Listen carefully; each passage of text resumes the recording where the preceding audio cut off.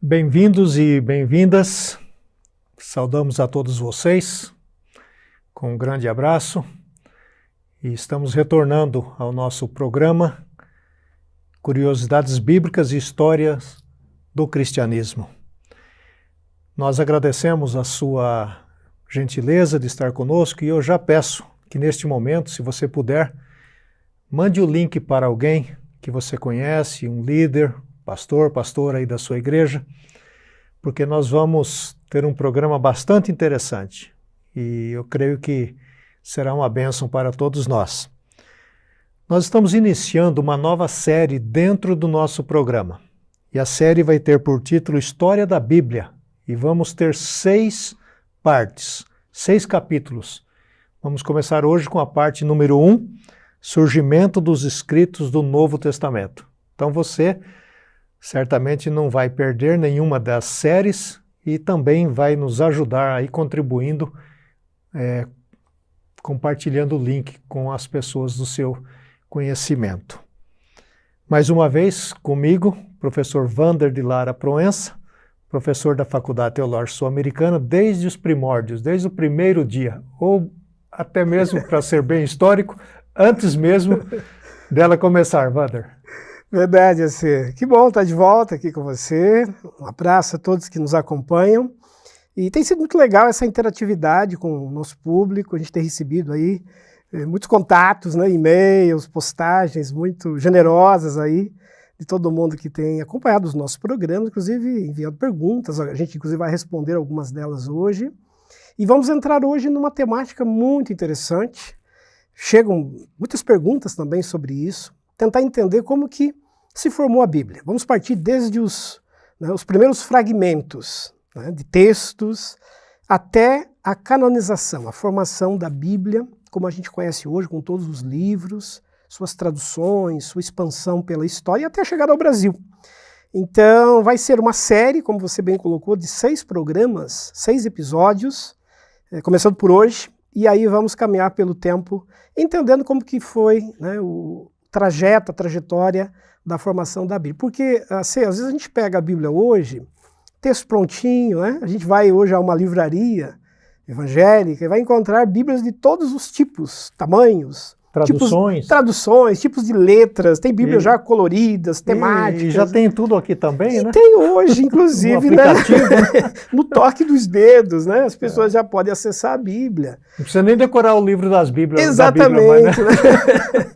Então mudou muito todo esse modo da gente ter hoje acesso ao texto bíblico e a gente, por ter essa facilidade hoje, às vezes desconhece como que foi difícil esse trajeto. Como que ela chegou até nós. Exatamente, que é exatamente o que nós queremos compartilhar com o nosso público. Isso, e vamos falar da nossa Bíblia também, da Bíblia na língua portuguesa, de como ela foi traduzida, por quem a traduziu. Então você fique aguardando aí que nos próximos programas você vai ter boas surpresas e ao término dessa série, dentro da nossa série, você com certeza saberá muito sobre a Bíblia e poderá apreciá-la ainda mais na sua vida cristã. Wander, nós temos algumas perguntas, como você disse, e já aproveito, se você tem alguma pergunta dos capítulos anteriores, dos nossos eventos anteriores, ou deste programa, você deixa ao lado aí que a nossa equipe está tomando nota e na sequência nós vamos respondendo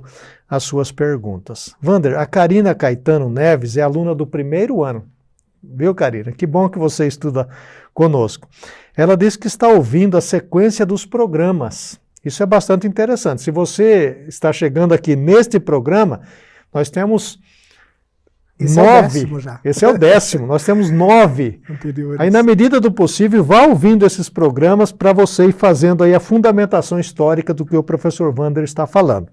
Então, ela disse assim que, ouvindo os programas, ela ficou com uma dúvida, que foi mencionado sobre o Flávio Joséfo, que escreveu o livro de Hebreus. E depois, num outro programa, em outros lugares, nós falamos que a gente não sabia exatamente quem havia escrito, poderia ser, inclusive, o apóstolo Paulo. Então, ela ficou com essa dúvida, Wander. Você poderia aí falar alguma coisa para a Karina? Claro. Obrigado, Karina, né, pelo seu contato e também por enviar aí a questão. Só esclarecendo, então, rapidamente, a Karina e a outros, quando nós falamos de história dos hebreus, nos referindo, né, a Flávio Josefo, aquele historiador judeu que viveu do ano 31 ao ano 100, que acompanhou a guerra judaica, a revolta judaica contra os romanos, que culminou inclusive com a queda do templo, nós mencionamos que ele tinha um texto, né, chamado História dos Hebreus, que não é a carta aos Hebreus. Então, acho que essa foi a confusão aí para quem acompanhou. Nós temos a carta aos Hebreus, que aparece no cânone do Novo Testamento, dentre as cartas do Novo Testamento, cuja autoria ninguém sabe ao certo. Foi o que nós dissemos à ocasião. Né? Se foi Paulo, Barnabé, fala-se em Priscila e Áquila, enfim, uma série de debates sobre isso. Agora, História dos Hebreus é um livro, né, de história que conta detalhes da guerra judaica do primeiro século, de autoria então de Flávio Josefo, que está inclusive disponível, né, acessível aí pela internet. Isso. Já aproveito isso que o professor Wander disse, você, ao ouvir esses programas, seria interessante você ter aí um lápis, um papel, para anotar algumas curiosidades, e você procure na própria internet, no Google, escreva lá, por exemplo, História dos Hebreus, Flávio Josefo, você vai ver pelo menos um pouco da história dele, de como ele escreveu esse texto aí. Vale a pena você fazer isso, Karina e os demais que estão nos ouvindo. Wander, o Claudir Pérez, ele quer saber o seguinte, se depois de Constantino a igreja continuou no poder, e como que a igreja se relaciona com os outros imperadores que vieram depois do Constantino? Certo, ótima questão. Tem a ver com o programa anterior. Claudir, obrigado, Claudir. Tem a ver com o último programa que nós apresentamos, em que falamos de Constantino e as mudanças da história da igreja a partir de Constantino. Sim, vamos lembrar que Constantino fica no poder até o ano 337 e morre. E ele vai ter então o trono sucedido por, primeiro, o seu filho, né, chamado Constantino II, depois Constâncio II e finalmente Constante I, que é a dinastia constantiniana, que vai dar sequência. Nos anos 361, 363, vai chegar ao poder de Roma um outro imperador, né, chamado Juliano, que foi muito polêmico, porque ele tentou trazer de volta o paganismo para o império, ele tentou tirar o cristianismo da proximidade agora com Roma, como Constantino havia feito. Por isso que Juliano ficou conhecido na história aí como o apóstata, aquele que tentou, né, abandonar a proximidade com o cristianismo, mas logo ele acabou sendo assassinado numa guerra e ele sai então de cena. E aí vem outros imperadores até chegarmos a Teodósio. Teodósio chega ao poder em 379, vamos lembrar que em 381 ele declara que o Estado romano seria a partir dali um Estado cristão católico. É aí que nasce, inclusive, o nome Igreja Católica Romana. Por quê? Vamos esclarecer. O Império Romano Antigo era chamado de Império Católico Romano. A palavra católico significa universal, pela grandeza. Como a religião cristã passa a ser a religião oficial desse império, ela também será chamada a partir dali de Igreja Católica Romana. E depois, né, de Teodósio, vem pelo menos mais 16 outros imperadores até a queda Mas já estava sacramentado. Todos os outros vêm, já são agora cristãos, já estão ligados com a igreja. Já nascem dentro, né, do cristianismo, né? Exatamente, já oficializado, já como instituição do império, religião oficial. Isso vai até o ano de 476, quando ocorre a queda do Império Romano no Ocidente, com Rômulo, né, o último imperador a ser deposto. Mas aí tem um detalhe interessante, com a queda do último imperador, sai a parte política do império, sai o imperador, mas fica a figura papal, porque Leão I será guindado para ser o primeiro papa, assumindo a partir dali as funções políticas e religiosas, que são ainda típicas do poder em Roma. Mas é bom dizer que o império vai continuar existindo no Oriente, até o ano de 1453, quando finalmente ele será derrotado pelos muçulmanos, os turcos otomanos, cessando então, né, a trajetória política do Império Romano. Esse vai ser um tema para depois da nossa série História da Bíblia. Então já temos aí, né, na sequência, né, questões outros interessantes que virão temas, pela né? frente. Exatamente. O Jadson Carvalho comenta o seguinte, que o Império Romano era muito forte, e a gente viu isso, ouviu você explanar com propriedade sobre isso. Ele era poderoso, não tinha nada tão poderoso como o Império Romano. Capaz de vencer os seus dominados, né? E ele fala especificamente da Palestina. Assim, ainda assim, judeus e cristãos não se curvaram diante do que considerava errado ou injusto na defesa de seus princípios e valores. Como se dá então isso, né? Essa questão do Império sendo tão poderoso, mas encontrando resistência nos judeus e nos cristãos? Muito interessante, obrigado, Jadson, pela questão. Acho que a gente poderia ressaltar duas coisas. A primeira é que os cristãos, no primeiro momento, fizeram aquilo que se chama de revolução silenciosa dentro do Império. Nós já até vimos isso em programas anteriores. Quando eles vão desenvolver um trabalho, por exemplo, social, né, com escravos, mulheres, órfãos, num contexto de epidemias, eles estavam muito presentes. Isso foi atraindo muita gente para a igreja, ao ponto do Império Romano ficar preocupado com aquele movimento que começou a crescer demais nas chamadas categorias sociais mais baixas. Mas aí tem uma outra face, que é o enfrentamento público.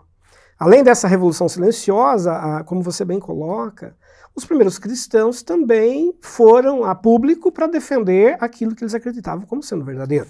Enfrentaram tribunais, foram jogados às arenas, né, foram martirizados, enfim, pagaram o preço, foram presos, porque entendiam que não era possível abrir mão de alguns princípios e valores.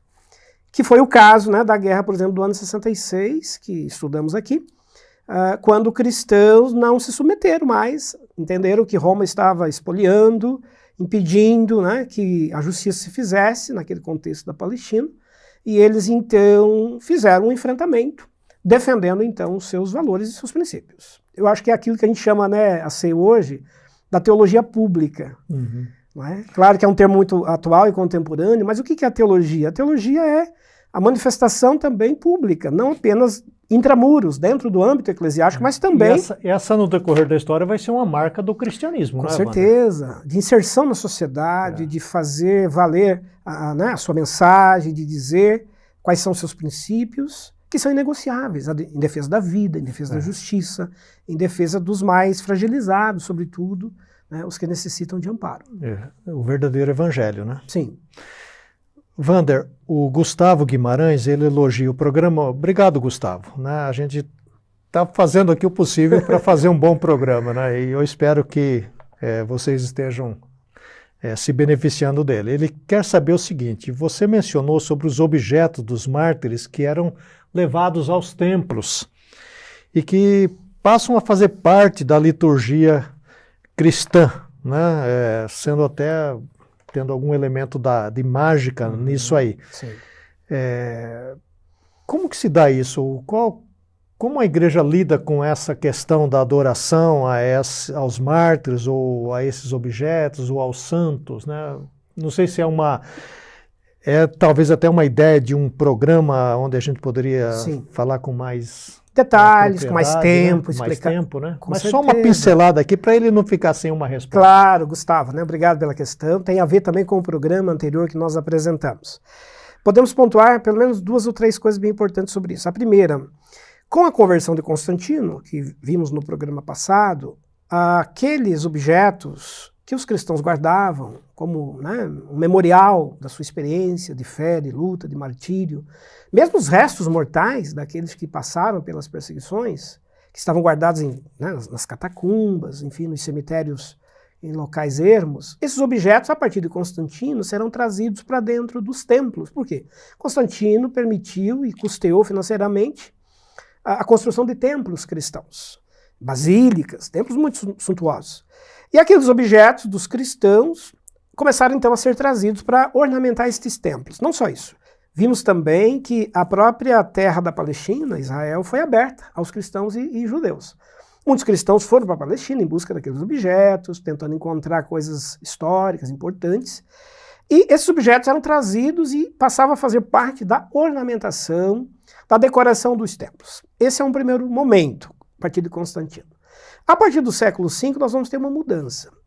Quando Teodósio, vimos agora há pouco na última questão, ele declara o cristianismo a religião oficial do Império, há uma adesão em massa de pessoas ao cristianismo. E muitos desses que vêm para o cristianismo agora, sem o entendimento devido do que era a doutrina cristã, carregaram consigo os seus objetos de veneração, né, as suas estatuetas, seus fetiches, seus amuletos de fé, e passaram a fazer, então, o que a gente chama aí de um grande sincretismo com a fé cristã. É uma mistura, né? Uma mistura, substituindo, adaptando, coisas que eram, então, né, dos mártires, passam a ser agora objetos também de apego para fins de milagres, de curas, né, de magia. Vamos lembrar que o período medieval, e aí nós estamos entrando já na Idade Média, século V em diante, é um período muito marcado por epidemias, catástrofes, e as pessoas se sentiam muito, né, desprotegidas, desvalidas, se apegavam muito a esses objetos. E com um agravante, à medida que a Bíblia foi sendo retirada das mãos do povo, a gente vai falar disso um pouco mais adiante, nos próximos programas, né, a partir do século VIII, século IX, a Bíblia deixa de circular no meio do povo. E, consequentemente, as pessoas vão ficar sem acesso às escrituras e vão começar a se apegar demais nessas coisas mais materiais, né, nesses fetiches, nesses amuletos. Vamos lembrar também que o Império Romano tinha os seus deuses protetores em cada cidade. No momento que o Império se torna cristão, esses deuses vão dar lugar agora aos santos protetores, pessoas do cristianismo, mártires do cristianismo, que passam a exercer agora a função dos antigos deuses, dando ideia àquilo que a gente conhece até hoje dos padroeiros de cada cidade, né, o chamado santo padroeiro, o santo protetor, causando então, né, um grande sincretismo e hibridismo, especialmente a partir do século V. É um tema bastante amplo e fica aqui uma dica já, né, da gente retornar a essa temática. O Paulo Barbosa, ele é aluno nosso e ele mora em Londres. Aliás, deixa eu fazer aqui uma observação antes de ler o que ele comenta. Se você tem gente que mora fora do Brasil, eu, por exemplo, conheço, pelo menos, além do Paulo, mais 3 pessoas que estudam no FTSA e que moram na Inglaterra. Muitas vezes essas pessoas não têm condições, ou financeiras, ou por outras razões, de fazer um curso nesses países, Inglaterra, Estados Unidos. Escreva para elas e faça uma sugestão que estudem na FTSA, façam o nosso bacharel em teologia, que é um curso superior, 3 anos, reconhecido pelo MEC, e elas estariam qualificadas nestes países a fazer um mestrado, a dar prosseguimento na vida acadêmica, onde teriam certamente muitas oportunidades. Então fica aqui uma dica para você que tem parentes ou amigos morando fora do Brasil. Mas o Paulo, ele comenta aqui, baseado nos programas anteriores, que lá no Reino Unido tem muitas igrejas com cemitérios no fundo. Isso também é comum nos Estados Unidos. Ele fala da Inglaterra, mas nos Estados Unidos também é comum, porque quando os peregrinos vieram e fundaram igrejas no Novo Mundo, eles também mantiveram essa tradição de fazer os cemitérios, né? Que nós falamos dos cemitérios. Né? Exatamente, tem a ver com os programas anteriores, né? Nós comentamos como é que, até muito recentemente no Brasil, até o século XIX, a segunda metade do século XIX ainda, aconteciam sepultamentos até mesmo dentro dos templos, dentro da igreja. E depois, à medida que isso foi se tornando pequeno e viável... Aqui em Londrina mesmo tem, né? A gente tem alguns ritos, né, religiosos que mantêm ainda túmulos muito ligados ao próprio pátio, né, das igrejas. Então, isso aconteceu no Brasil. E aí a certificação que o Paulo nos traz do que ele presenciou lá e que tem a ver com o nosso programa, né? Bem, se você tem aí uma pergunta, né, uma observação, um elogio também, né? Faça aí do lado aí, tá certo? E Wander, terminando aqui com a interação, o Jean Oliveira, o Elias Schneider e o Davi Domenicali, eles sugerem, e nós estamos trabalhando nisso, viu? Obrigado pela sugestão, em uma pós-graduação em História da Igreja. Já estamos trabalhando, creio que em breve vamos dar essa notícia para vocês.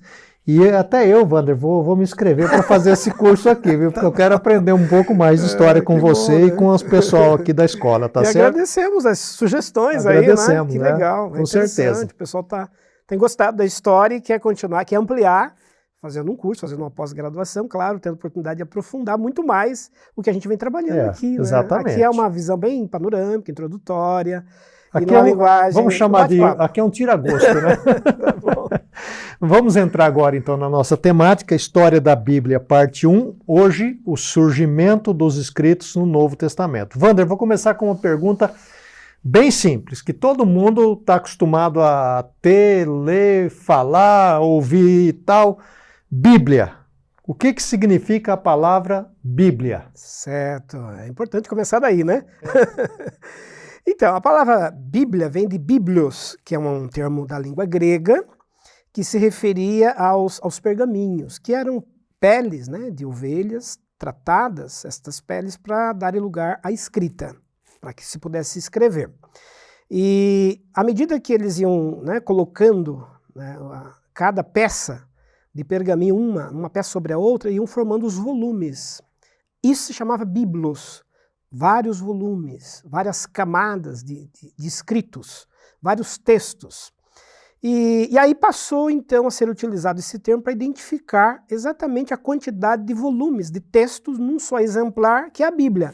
Porque a Bíblia comporta exatamente vários textos, vários volumes, dando origem, inclusive, à palavra biblioteca. Né? Biblioteca, mesma raiz de Bíblia. Vários livros, vários volumes. Esse é o sentido etimológico do termo. Então, se a pessoa tem lá alguns livros na casa dela, né? Ela tem uma biblioteca, um tipo de Bíblia, né? De vários textos juntos. E particularmente quando esses textos eram agrupados. Então, né, as várias camadas de pergaminhos formavam, né, uma Bíblia. Com vários... No caso da Bíblia protestante, são 66 livros, né? Nós uma pequena biblioteca. Nos programas seguintes vamos falar dos livros da Bíblia, né, especificamente. Agora, Wander, já que você falou desses volumes, a gente às vezes encontra aí na capa das Bíblias, em português, escrito lá, Bíblia Sagrada. Pois é, vem essa palavra ao lado, né? Ao lado. Qualificando a Bíblia. A Bíblia, sagrado, que é o oposto do profano.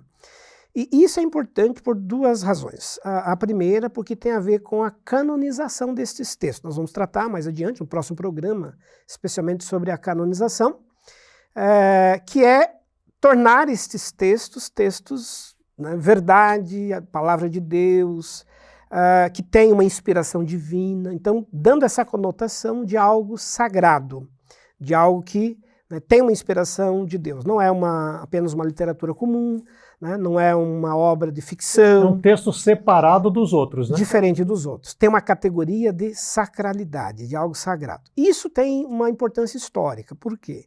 Porque os textos, quando classificados como sagrados, requerem, especialmente dos copistas, daqueles que vão fazer cópias desses textos, ou mesmo vão traduzir esses textos, ter um cuidado redobrado.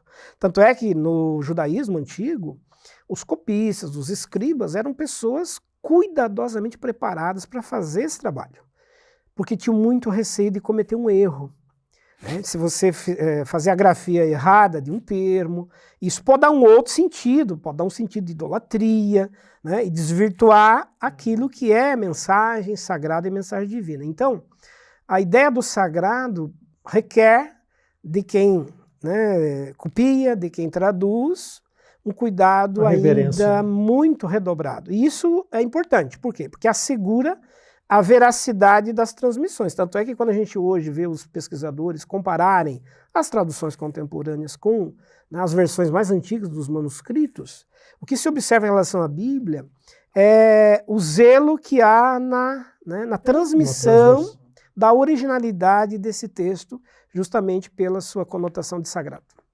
E Wander, naturalmente que nos seus primórdios ali, vamos pensar o movimento de Jesus. Jesus começa a ensinar, ele anda para cá, anda para lá. A Bíblia mesmo fala, o Novo Testamento fala que ele andava por toda parte ensinando. Depois, naturalmente, Jesus retorna aos céus, os apóstolos ficam por aqui, e eles saem para pregar também. Mas quando é que eles vão começar a pensar o seguinte, olha, daqui a pouco esse pessoal aí vai parar de falar porque morre, né? Exato. E como é que vai ficar a mensagem? começar a colocar isso de forma escrita. Como é que surgem os primeiros escritos, então, do Novo Testamento? Legal, uma questão muito importante, né? Então vamos lembrar que houve, a gente até vai comentar um pouquinho mais para frente aí, uma certa demora na redação dos primeiros escritos, né? Transformar exatamente em texto aquilo que era pregado, aquilo que já era anunciado, como você bem coloca. Houve uma certa demora por algumas razões. Primeiro que os apóstolos estavam presentes, como você bem colocou. Então a igreja queria saber, tirar uma dúvida, saber sobre determinado assunto, ela recorria a um desses apóstolos, eles percorriam as próprias comunidades. Eles foram testemunhos oculares? Testemunhos oculares. Eles podiam contar com detalhes aquilo que hoje a gente lê, né, no texto. Então era algo mais cômodo. E o segundo aspecto é que a igreja tinha uma ideia de uma volta iminente de Jesus. Jesus vai voltar logo, né? As primeiras igrejas, os primeiros cristãos acreditavam que Jesus voltaria naquela geração. Se ele vai voltar logo, não há necessidade da gente escrever. E também havia, né, claro, ainda uma ideia, né, da literatura judaica que servia de base, eles já se utilizavam desses textos também judaicos, então havia um certo conforto. E a gente pode colocar também a própria dificuldade na escrita, porque escrever hoje parece uma coisa muito fácil, com todo o recurso e a tecnologia que nós temos. Mas no mundo antigo, a escritura de um texto era algo extremamente complexo e oneroso. Custava muito caro. Lembrar que os nossos primeiros cristãos não tinham tanto recurso financeiro, não tinham recurso para produzir textos, era caro. O papiro, a gente vai falar daqui a pouquinho do material de escrita, também o pergaminho, eram materiais extremamente sofisticados. Então, você pensava duas vezes antes de escrever alguma coisa, porque custava muito caro. Para não estragar, né? Para não estragar. E havia, inclusive, a reutilização de pergaminhos, né, que é o que se chama de palimpsesto. Era tão caro um pergaminho que muitas vezes as pessoas compravam para uma certa finalidade. Com o passar do tempo, eles raspavam, passavam uma nova tinta ali, um novo verniz e escreviam uma coisa nova em cima dele, para reaproveitar tal preço. Então, os primeiros cristãos vão demorar um tempo para fazerem a escritura de seus textos, mas aí começam finalmente a produzir. E o primeiro texto que nós temos é de Paulo, é a carta aos Tessalonicenses, a primeira carta, datada provavelmente dos anos 50, que é o primeiro texto do Novo Testamento. A gente costuma achar que Mateus é o primeiro, né? A gente vai comentar mais adiante. Por isso aí, que o cânon vai ser importante, né? Muito importante, né? Para entender por que os livros estão colocados nessa ordem.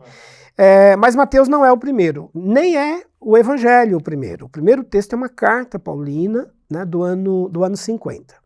E aí depois nós temos, a partir do ano 65, o texto de Marcos, que é o primeiro evangelho, segundo os pesquisadores, do ano 65. Depois vem Mateus, dos anos 80, João já nos anos 90, praticamente terminando ali o primeiro século. Então, os primeiros textos, eles vão ter assim, uma certa produção mais escalonária, já na segunda metade, caminhando para o final do primeiro século. Os apóstolos já com certa idade, né? E isto tem a ver com o que você comentou. Os apóstolos começam a morrer, começam a desaparecer e há uma preocupação. O que vai ser dessa mensagem que eles pregaram se não for registrada, se não for transformada em texto para fixação? E aí entra a questão... porque os períodos vão se misturando, né? Entre a tradição oral e a tradição escrita, né? Isso. E certamente tem-se a impressão de que se um apóstolo, alguém ouvia uma transmissão oral um pouco deturpada, né, aí sentia mais ainda a necessidade da escrita. Né? Como era essa parte da tradição oral, nesse meio aí? Qualquer um ia falando? Como que se dava isso? Esse é um ponto muito importante. Nós temos um período, vamos pegar o caso dos evangelhos. Né? Jesus morre por volta aí do ano 34, e o primeiro evangelho a ser escrito será Marcos, no ano 65. São 30 anos. 30 anos. Entre a última, né, o último acontecimento, que foi a morte de Jesus, e o primeiro escrito sobre ele. Então, durante 30 anos, houve o que os pesquisadores chamam de tradição oral, em que o evangelho foi pregado apenas de forma oralizada. Como a gente acabou de dizer, os próprios apóstolos, outros pregadores, os discípulos de apóstolo. Então, esse evangelho oral era um evangelho, claro, comum à época, né? A forma oral era uma forma comum, inclusive os judeus tinham muito essa questão também da oralidade, e pela dificuldade mesmo de acesso aos próprios textos escritos, né? Que era uma coisa rara, era um privilégio você ter um texto escrito em casa. Né? Só as famílias muito abastadas podiam ter algo assim. Então, durante esse período oral, a pregação ela foi, claro, né, ela foi se espalhando para lugares muito diferentes e começaram a chegar também dúvidas. Porque à medida que povos chamados pagãos foram sendo alcançados com as suas crenças e os seus deuses, começaram a trazer questionamentos para a igreja. E aí, de repente, surge um pregador lá em determinado lugar dizendo que ele ouviu do apóstolo tal coisa e ele está reproduzindo aquilo. Alguém ia checar e verificava que não era bem daquele jeito que o apóstolo tinha pregado. Então começaram a surgir as dúvidas. E a pregação oralizada ela fica muito mais exposta a modificações. Então, em razão disso, começa a surgir uma preocupação em transformar em texto, para assegurar a autenticidade daquilo que os apóstolos de fato haviam pregado. Uhum. É importante, né? Porque aí você poderia conferir, né? Até nós temos um exemplo mais tarde, né? De se conferir o que se pregava, né? Exatamente, que é a confirmação. Você vai verificar, tal pregador está dizendo isso, está ensinando aquilo em determinada região. Vamos checar o que está aqui no texto, né, no documento escrito. Aliás, fica um adendo aí, né? Você que escuta muitas pregações, deveria escutar pelo menos, né? Checa, não interessa quem está pregando, sinceramente não interessa. Você tem o texto sagrado, você tem acesso a comentários, você tem acesso a dicionários bíblicos. Então, não vá assim, né, engolindo qualquer coisa, né, Wanda? Exatamente, é preciso checar, verificar. O texto bíblico ele é para nós uma garantia do que de fato né, os apóstolos pregaram. Tanto é que mais tarde, quando a gente vai ter, por exemplo, a Reforma Protestante do século XVI, a gente vai ter um programa mais para frente sobre isso. Uma das grandes contribuições de Lutero, Martim Lutero, foi exatamente devolver a Bíblia para o povo. Porque as pessoas, né, ouviam as homilias e as pregações, mas não tinham mais acesso ao texto. E aí não podiam conferir, né, não podiam checar. O que Lutero faz? Lutero coloca a Bíblia nas mãos do povo e diz, agora vocês podem conferir o que está sendo pregado para ver se confere entender melhor, né? Com aquilo que está nas escrituras. Porque, veja, nós vivemos num período, como você disse logo no início do programa, com uma farta uma facilidade de acesso, oportunidade, né? de ler a Bíblia. Temos assim fartura de textos, de traduções. Agora, as pessoas me parece que nos dias de hoje têm uma preguiça de ler a Bíblia e aí fica com essa coisa que Deus me disse, Deus me revelou, Deus me mostrou. Olha, Deus pode dizer, Deus pode mostrar, Deus pode revelar, mas se não bater com as escrituras, não pode ter certeza que não foi Deus, não. É a regra de fé e prática. Ela é regra de fé e prática. Ela está acima dessas coisas que dizem reveladas. Aqui na Faculdade Teológica Sul-Americana, nós não abrimos mão da revelação das Sagradas Escrituras, do que está na Bíblia. Então as pessoas preferem, sei lá, talvez querendo fazer aí um atalho, né? Sim. Não existe atalho, é a palavra de Deus. São os textos que, por isso, inclusive, a preocupação da Igreja Antiga em cada vez mais juntar esses textos, selecioná-los e encaminhá-los para uma canonização, para que se tornassem eles a regra de fé e prática. A medida da fé e da prática. E também, assim, só complementando essa ideia, começaram a surgir naquele momento os chamados fragmentos textuais, pseudepígrafos, que diziam que era de determinado apóstolo, era de determinado autor, mas iam checar, não era. Não era. Alguém usou o nome para dizer que era, para poder emprestar autoridade. E ganhar prestígio, né? Exatamente. Então, os cristãos primitivos, antigos, tiveram um trabalho cuidadoso de fazer a verificação, a busca, a checagem. Por isso que a gente vai comentar disso mais adiante. O processo do cânone é um processo muito demorado. E tem que ser valorizado, né? Agora, Wander, você já mencionou, ainda aqui rapidamente, o material que se usava, né? Que tipo, vou usar aqui uma expressão comum agora, que tipo de papel da época se usava? Tinta. Essa tinta, ela se perdia, era uma tinta permanente, usava-se o que ali para fazer a escrita? Era um pedacinho de osso? Enfim... Uma curiosidade aí minha e nossa, como é esse processo da escrita em si? Exato. Nós temos no Novo Testamento 2 tipos de materiais utilizados para escrita dos 27 livros que nós conhecemos. O pergaminho, que é a pele de ovelha, que nós já comentamos, né, que era uma pele de ovelha tratada, de ovelha ou de novilho também. Vamos imaginar, e os pesquisadores revelam isso para a gente, os achados antigos também mostram, que eram peças grandes. Você tem peças, às vezes, de um bloco de 1 metro de tamanho. Elas eram secas? Secas, né, preparadas para que se pudesse fazer ali um produto nela. Um produto para, né, deixar exatamente em condição de escrita, e ali se utilizava uma tinta de muita qualidade.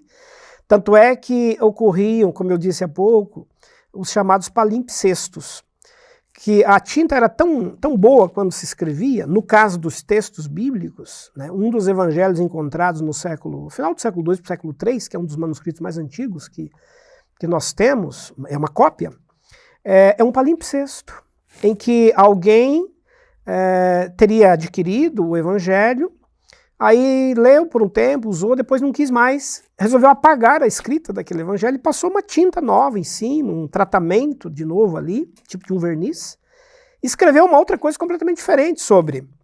Passado o tempo, a antiga escrita voltou. Aí a pessoa ia ler, começava a ler o evangelho que estava por trás daquele texto. Isso se chama palimpsesto, que é a volta da antiga escrita.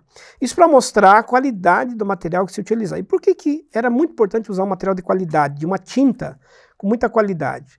Porque eram textos sagrados que não poderiam sofrer deformações. Claro, com o tempo, né, esses rolos vão sofrendo o devido desgaste. Aí depois isso era enrolado, né? Era enrolado. Ele, normalmente eram camadas, né? Também enrolados, os pergaminhos, né? Em algum momento eles faziam aquelas camadas, depois faziam os rolos de pergaminhos. O outro material utilizado era o papiro. Papiro é de onde vem a palavra papel. É uma planta muito comum no Egito, nas margens do rio, sobretudo do rio Nilo. E dali eram retiradas essas cascas, as tiras eram devidamente tratadas, secadas. E aí, depois de um tempo, era possível você fazer a escrita nesse papiro. Só que era um material muito caro.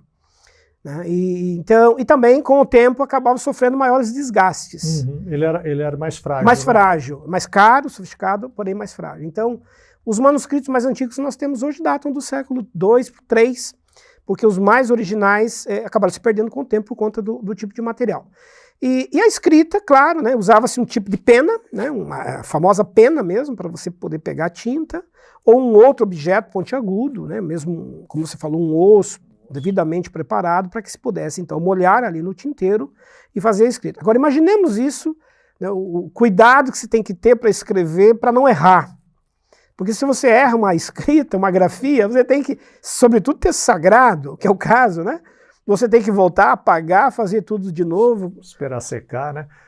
Por aí você imagina o tempo que isso gastou, né? Muito. E aí, Wander, eu estou me lembrando do texto de Jesus em Lucas 4, quando ele foi na sinagoga, que ele abriu o rolo, isso. né? E de Isaías, né? Começou a ler. E começou a ler exatamente no texto que falava sobre ele, né? Então você está achando que era fácil achar um versículo? Muito complicado. Não era como é hoje, não, né? Tudo com capítulos e versículos. Aliás, nós vamos falar daqui a pouco. Nós vamos falar como é que isso surgiu, né? Então hoje quando o pastor fala para você, ou a pastora, abra lá em Mateus 10, você já corre lá no 10, mas naquela época não, você tinha que abrir esses rolos todos para achar o lugar. Então era muito complicado. Isso para você dar valor ao que nós temos hoje. Os textos originais não tinham nem capítulo e nem versículo. Era então, tudo uma coisa só, né? Um texto corrido. Você tem que se achar. Tanto é que, assim, normalmente, as igrejas elas tinham um exemplar só, quando tinham, né, uma cópia de uma carta, de um evangelho. E ali era guardado dentro da própria comunidade, guardado, às vezes, as 7 chaves, né, especialmente nas épocas de perseguição, para que depois, na hora das reuniões, alguém fosse lá, pegasse o texto e lesse para toda a comunidade ouvir. Então nós temos muito mais ouvintes do que leitores. Na prática da história da leitura, geralmente você tem poucos leitores e muitos ouvintes ouvindo o texto. E tem uma cidade bem famosa do mundo antigo chamada Pérgamo, que inclusive aparece no livro do Apocalipse, a igreja de Pérgamo. Esse nome foi famoso porque lá se produzia o pergaminho. Era a maior produção, né, um lugar de maior produção de pergaminho, de tratamento dessas peles no mundo antigo, onde inclusive nasceu também uma igreja lá que aparece no Apocalipse. Falando na escrita, Wander, você precisa de ter um idioma, uma linguagem para colocar isso, né, Sim. no papel, no papiro, no pergaminho, enfim. Quais eram os idiomas usados? Ok. O Novo Testamento foi escrito, quase todo ele, ou seja, 26 livros, na língua grega, chamado grego koiné, que é o grego popular. Apenas Koiné quer dizer popular. Koiné. Nós temos a língua grega, ela estava dividida em duas categorias. O grego koiné, que é o grego popular, que é falado pelo povo no dia a dia, né? É a língua comum. E o grego clássico, que era a língua mais erudita, falada normalmente nos tribunais, nos documentos, filosofia, os documentos jurídicos, as escrituras mais, né, voltadas a um público mais elitizado. Então, o Novo Testamento, dos seus 27 livros, 26 foram escritos na língua grega. Apenas Mateus é o único evangelho que foi escrito originalmente na língua hebraica, com muitos trechos em aramaico. Por quê? Porque Mateus era pastor da igreja de Antioquia, pastor de uma igreja de muitos judeus, uma comunidade de judeus, e ao escrever o seu evangelho, ele escolhe escrever na língua hebraica aramaica para poder falar mais diretamente aos hebreus. Inclusive Papias, que é um bispo da igreja do ano 130, do século II, ele registra, né, ele comenta isso, e Eusébio de Cesareia também, no ano 300, que é um historiador da igreja antiga, já falamos dele aqui em programas anteriores, ele comenta que Papias menciona que Mateus escreveu originalmente o seu evangelho na língua dos hebreus. Depois foi versado também traduzido para o grego koiné. E aí tem uma coisa bem importante, assim, que a gente tem, acho que vale a gente ressaltar. No mundo antigo, nos dias de Jesus, eram faladas 3 línguas na Palestina. O aramaico, que era a língua comum da casa, da família, né? É a língua mais tradicional dos... Era a primeira que a meninada aprendia. Aprendia em casa, eles conversavam em aramaico, é a língua mais originária, né, dos hebreus. Depois vem o hebraico, que é a língua mais rebuscada, é a língua falada nas cerimônias, no templo, nos escritos sagrados. Tanto é que o Antigo Testamento foi escrito na língua hebraica. E, por fim, a língua grega, que era a língua que havia sido disseminada no mundo antigo, desde o século IV a.C., por Alexandre o Grande, imperador grego, que saiu conquistando o mundo antigo, conquistou o Egito, né, grande parte da África, chegou à Ásia, chegou à Índia, né, o império de Alexandre conquistou o território da Índia.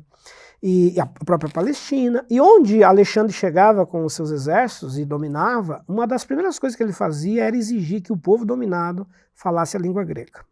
Então, desde o século IV a.C., nós temos a disseminação da língua grega, que passou a ser falada no mundo antigo inteiro. O Império Romano, nós já até comentamos em programas anteriores, tinha lá 60, 70 milhões de pessoas.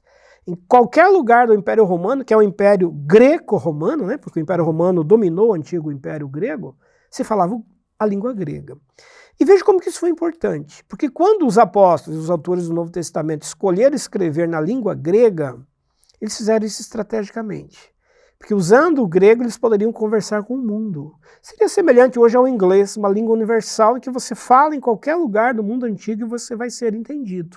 Foi o que aconteceu com o Novo Testamento. Uhum. Então, ajudou nessa propagação, né? Demais, porque se os apóstolos saíssem pregando, ou mesmo disseminando os seus escritos em aramaico ou hebraico, ficariam restritos aos judeus. Que certamente, talvez lá na tradição oral, eles devam ter feito, né? Possivelmente, quando as comunidades eram específicas. Porque era mais fácil de se falar, né? Era a língua do coração, vamos usar isso, né? Isso. Mas mais para frente, na escrita, usaram então uma língua universal. Estratégica para fazer para conversar com o mundo antigo, A gente talvez não entenda muito isso aqui do Brasil, porque né, só temos uma língua, desde casa, ou na escola, ou no comércio, falamos o português, mas eu convivi com pessoas, quando estudava, da Índia.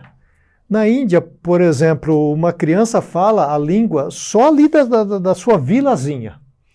Seu grupo mais do grupo local, familiar mesmo, do grupo familiar. Depois ele fala a língua de um bairrão maior. Depois ele fala a língua da região onde ele está. Aí ele fala a língua do seu estado. Aí ele fala a língua do país. Aí fala o inglês. Ele fala normalmente 6 línguas. E vai aprendendo tudo ao mesmo tempo.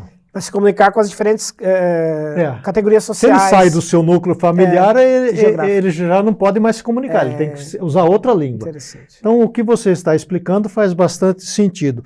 Agora, o Novo Testamento é bastante diverso, né, em termos de escrita, em termos de linguagem, de estilo.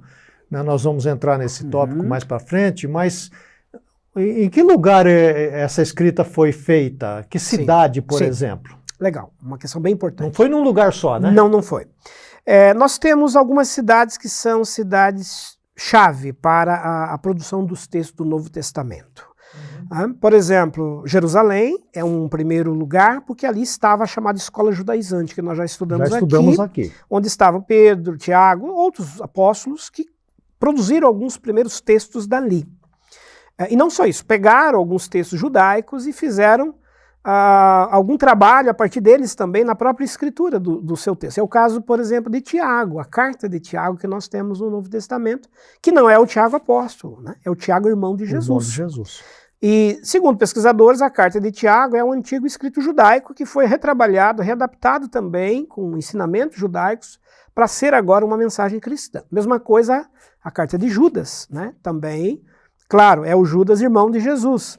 Então, a escola de Jerusalém, ela preparou textos judaizantes ligados mais à comunidade judaica. Depois nós temos uma outra cidade que é Éfeso, onde estava a escola paulina e onde estava a escola joanina. Já estudamos também, se você não assistiu, tem os programas anteriores sobre isso, né?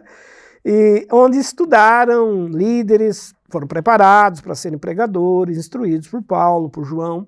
Estas escolas tiveram um trabalho muito importante de reunir os escritos, de perceber que determinada cidade, por exemplo, não tinha, né, uma carta e eles poderiam reproduzir.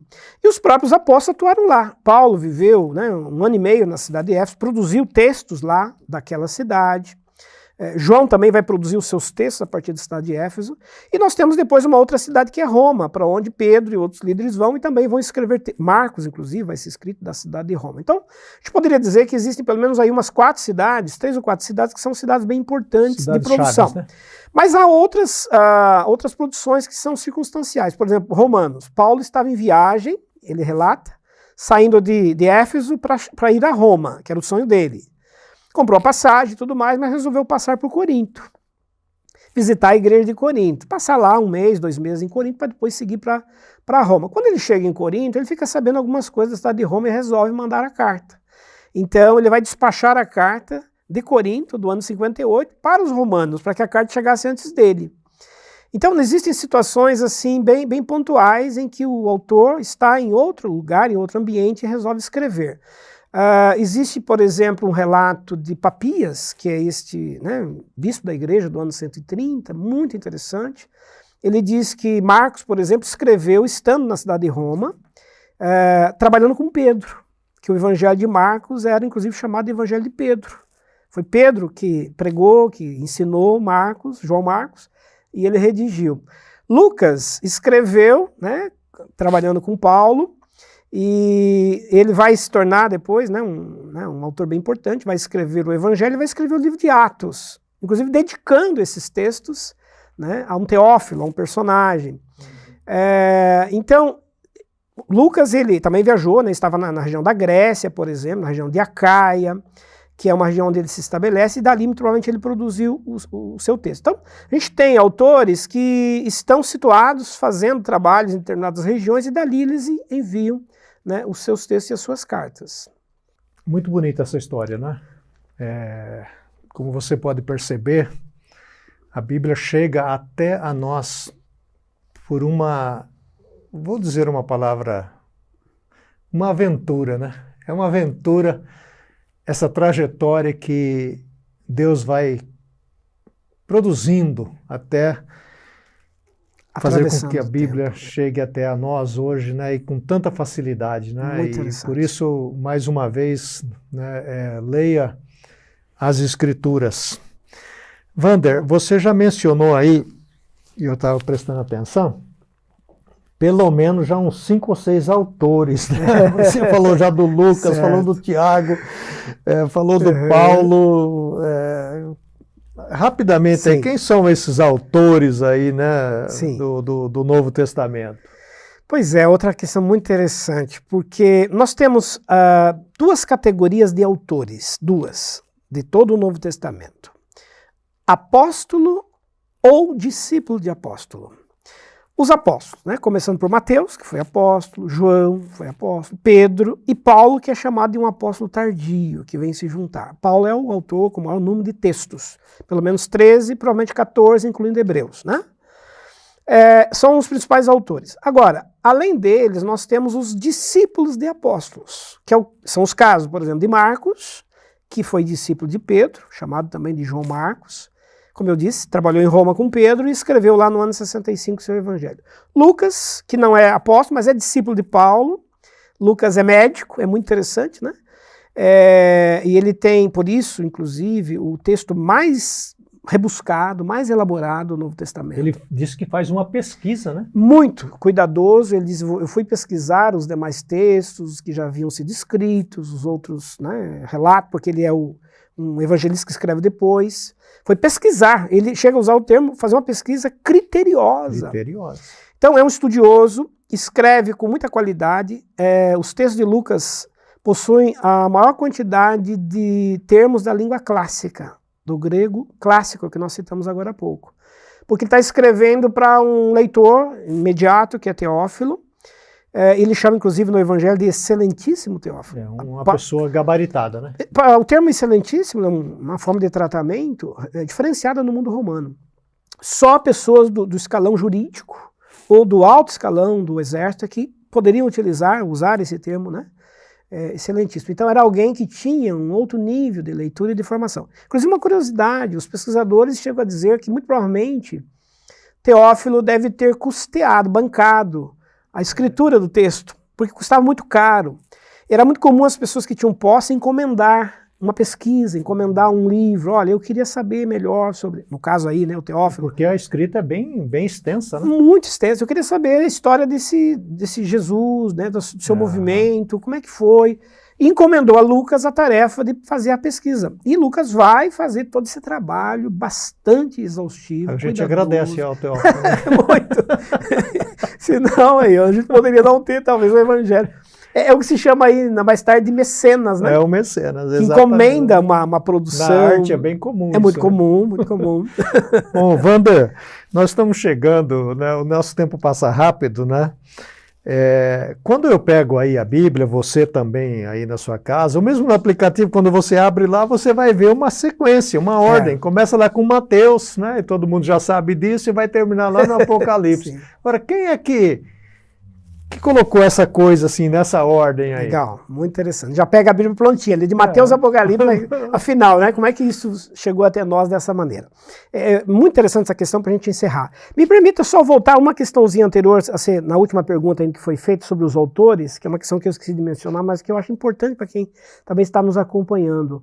É muito comum, quando aqueles autores estavam redigindo o texto, mencionarem que alguém estava escrevendo com eles. Isso, um companheiro ali. Né? Paulo cita isso quando escreve aos Romanos, diz: Tércio está comigo, é Tércio que está escrevendo.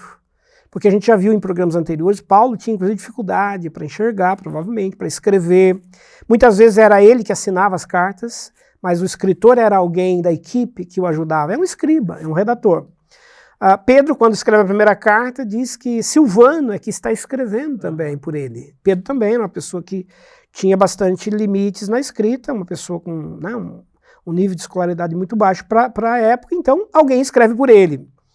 Então a gente tem, entre os escritores do mundo antigo, dos escritos bíblicos, nós temos então esse trabalho mais coletivo e conjunto. E mesmo as escolas de Paulo, a escola paulina, a escola joanina, depois da morte desses apóstolos, elas continuarão produzindo cópias, juntando fragmentos. Era comunitário, né? Comunitário. Às vezes faltava uma igreja, lá tinha uma parte, por exemplo, a carta aos Coríntios. Só para exemplificar, as duas cartas que nós temos hoje aos Coríntios, na verdade eram 4 cartas, que se juntaram ao longo do tempo. Então uma igreja tinha uma carta, outra tinha outra.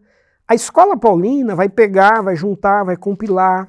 Então nós temos um trabalho que segue, inclusive, após a morte dos apóstolos, de trabalho redacional, o que é muito importante. Bom, então chegando então à última questão que é bem legal para a gente fechar.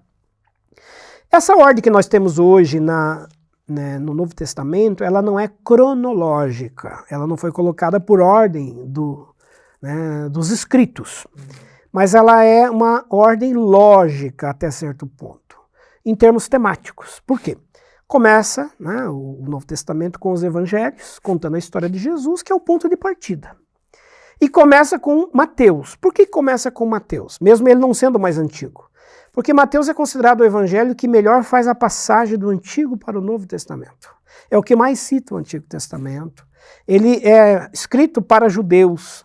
Então a linguagem de Mateus é uma linguagem de transição para o Novo Testamento. E termina com João, que é o último autor a escrever, né, já nos anos 90, final dos anos 90. Depois vem Atos, que é a história da expansão do cristianismo, né? O autor começa a dizer para onde a igreja caminhou e termina em Roma. Interessante, Atos termina em Roma com a prisão de Paulo em Roma. E aí após Atos vem Romanos, porque está falando agora da igreja de Roma. E aí iniciam-se as cartas paulinas, né? A partir da maior, que é Romanos, até os textos menores de Paulo. E em seguida vem os chamados escritos universais, que são aqueles escritos que não têm um destinatário certo. Pedro, por exemplo, nas cartas diz: eu estou escrevendo para uma igreja perseguida. Né? Tiago, Judas, não tem um destinatário específico. É um texto direcionado à liderança, às várias comunidades, são textos que vão circular para muitos lugares. E finalmente o Apocalipse, que é o livro que trata da escatologia, das coisas do fim, de como isso tudo vai terminar, né, dentro da fé. E foi o último a ser escrito o mesmo, último, né? a ser escrito. O João escreve praticamente já no ano 100, né, encerrando ali. Então, é interessante que a ordem dos livros do Novo Testamento, ela tem uma certa lógica temática e com alguns critérios que foram sendo colocados para, né, a reunião desses textos. E aí, para fechar, a gente deve principalmente aí a Jerônimo, a gente vai falar dele, é um tradutor, né, do século IV para o V, que escreveu a Vulgata, que é uma tradução para o latim, que é um dos primeiros, ou se não o primeiro, a pegar e dar, de certa forma, essa ordem na narrativa e na composição dos livros. Que bom. Como você pode ver, tem muita coisa ainda. Nós estamos no programa número 1, a série número 1, dentro da nossa série maior aí, do nosso tema maior, curiosidades bíblicas e histórias do cristianismo. Queria deixar um desafio a você. Aqui na Faculdade Teológica Sul-Americana, em todas as nossas classes, os nossos alunos e alunas devem ler pelo menos de 3 a 4 livros da Bíblia. Ao término de 3 anos, a estudante ou estudante terá lido a Bíblia toda. Terá lido a Bíblia toda. Nós enfatizamos muito essa questão da seriedade das Escrituras. E eu queria incentivar você a ler a Bíblia. Se você nunca leu a Bíblia, pelo menos uma vez, toda ela, faça isso. Não precisa ler em 1 ano. Tem programas aí de ler em 1 ano. Leia em 2 anos. Tem várias maneiras de ler a Bíblia. Pode começar no Gênesis, terminar no Apocalipse. Se você já tem mais tempo de igreja, você vai entender mais facilmente. Se você não tem tanto, procura aí na internet, no Google, e digita lá assim, Programa de Leitura Cronológica da Bíblia. Né? Aí você vai ler a Bíblia conforme os eventos aconteceram. Queria agradecer ao Wander mais uma vez. Wander, muito obrigado. E foi o número 1 da série e começamos bem. Que bom. Eu que agradeço, vai ser muito legal essa série. E deixar um convite para quem está nos acompanhando para não perder os próximos episódios, né? Porque nós vamos dar sequência exatamente agora, né? De onde nós paramos nesse programa, vamos dar continuidade agora no próximo programa. É isso. Fique conosco e, mais uma vez, compartilhe o link com as pessoas que você tem conhecimento, porque realmente é um programa fantástico. Deus abençoe a sua vida, se cuide e estaremos juntos numa próxima oportunidade.